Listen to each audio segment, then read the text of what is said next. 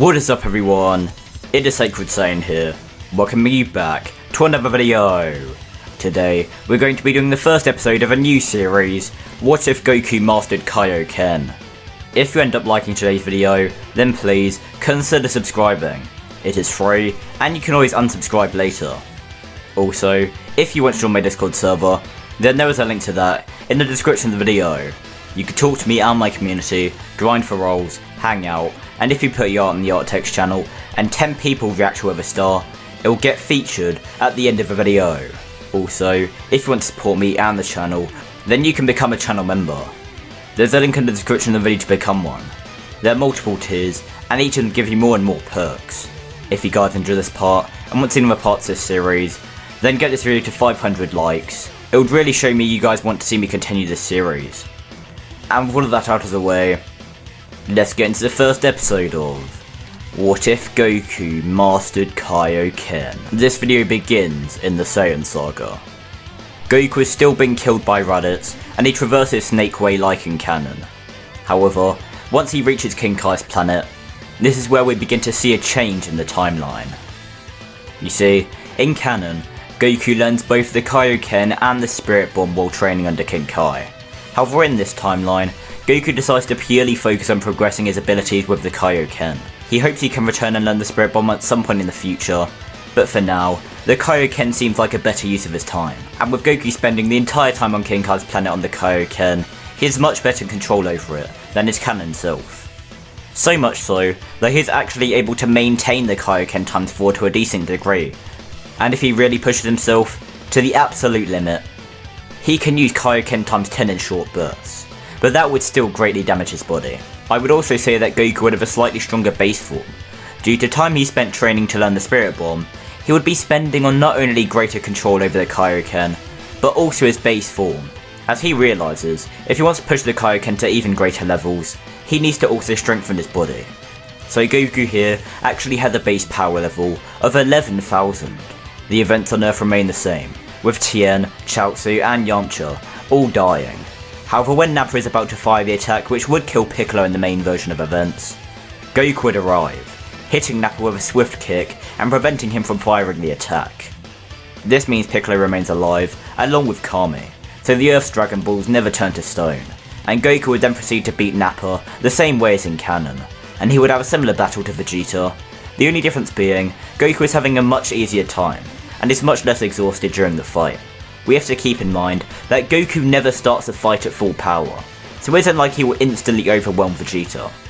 But instead, he will slowly build up to his max power as Vegeta's power continues to increase, and Goku would still use the Kaioken ×4 Kamehameha against Vegeta's Gallic Gun.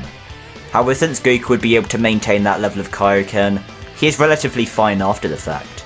But when Vegeta becomes a Great Ape, the gap in power is too big for even a Kaioken ×10 Goku to match, so everything after Vegeta turning into a Luzaru remains mostly the same, apart from Piccolo just being on the sidelines, and there's obviously no Spirit Bomb. Piccolo also walks alongside Krillin to go kill Vegeta, and even though Goku pleads with the two to spare Vegeta, Piccolo wouldn't care, and would still go in for the kill on Vegeta, only stopping when he hears Gohan's voice also telling him to stop, and Piccolo reluctantly lets Vegeta go. We now head to the events of Namek. Goku is still hospitalized due to his battle with Zoro Vegeta, and Piccolo joins Krillin and Gohan on their Namek escapades. You may wonder why they are going to Namek when the Earth's Dragon Balls are still intact. Well, that is because Chaozu can't be revived by the Earth's Dragon Balls, so they head to Namek in order to revive him.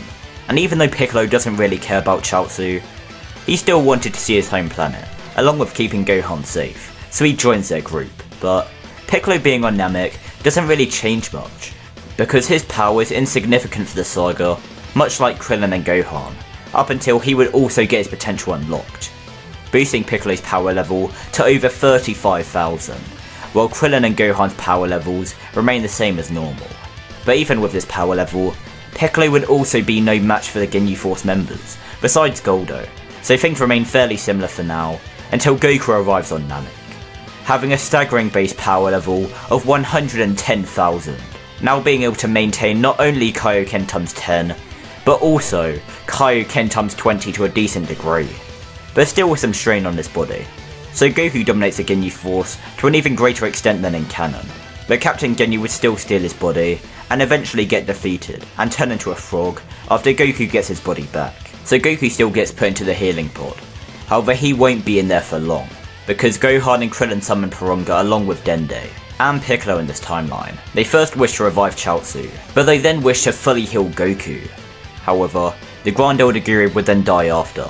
They still only got 2 wishes, and when Frieza arrives, they now also not only have Piccolo joining them much earlier than in canon, but Goku also arrives shortly after, having a crazy power level of 4.3 million in base, while Piccolo's potential unlock peaks at 200,000. And everyone else's power levels remain the same. But this isn't the only increase Piccolo is going to get, because while Goku pushes Frieza to his final form and the others watch the battle, Piccolo senses a fleeting power level and begins to fly towards it, eventually arriving at a nearly dead Nail, who begs Piccolo to merge with him and avenge their race. So Piccolo merges with Nail, and this gives Piccolo an insane boost. We don't know how strong Piccolo was before absorbing Nail in canon, however we can at least guess Piccolo was at least around the level of Nail, and then after absorbing Nail, he was able to fight on even terms with a second form Frieza. So Piccolo's new power level in this timeline is a staggering power level of 4.7 million, now surpassing even Goku's base form, and he joins in the fight with Goku against Frieza. The two fighting alongside each other as rivals once again, just like they did against Raditz. However, this time, Piccolo is a completely different person. Both himself and Goku know that. The pair have much better synergy now. Whenever one of them blocks an attack, the other one strikes, and they begin to actually push Frieza's suppressed level of power. So he then begins to exert more of his energy, which neither Piccolo or Goku's base form can keep up with. So Goku decides he's going to go all out. He knows he can't mess around with Frieza, so he powers up all the way to Kaioken times 20, boosting his power level to 94 million. Fast surpassing Frieza at 50%, and he begins to absolutely dominate the Space Emperor until Frieza is forced to go 100%, and completely turns the tables once again. Goku is on the back foot, and his stamina is running low. Frieza knows this, so he decides he's going to torture the monkey that caused him so much trouble, and he begins this torture by killing the monkey's son, and then the Earthling. Goku is forced to watch, as Gohan and Krillin die in front of his very eyes, pushing Goku into becoming the Super Saiyan like in canon. However, not only does he have a stronger base form, but he has a bigger rage boost, due to both his best friend and son dying in front of him. He absolutely manhandles Frieza until he begins to eventually calm down, and just like in canon, he subconsciously pulls his final blast. But Frieza is seemingly killed, and Goku and Piccolo solemnly get back on the gravity ship, Vegeta following close behind, and they head back to Earth. The Earth's Dragon Ball is being used to revive everyone killed by Frieza's forces on Namek. Sometime later, the Earthlings who died in the Saiyan saga are revived, and Goku never goes to Yardrat since Namek was never destroyed. And this is where we're going to end off today's part. Hopefully you guys enjoyed this video, and if you did, then make sure to like, comment, and please do subscribe. It is quick and easy to do. Also, I want to give a huge thank you Neo Whitcomb, Destroy God Broly, Yeti Myth, Father Coup, and Frederick Frankenstein for becoming channel members. If you want to be shouted out at the end of the video, and get other perks like the channel members here, then there is a link in the description down below to become a channel member. It greatly supports me, and it helps me immensely. With all of that out of the way, hope to see you all in the next episode of What If Goku Mastered Kaioken.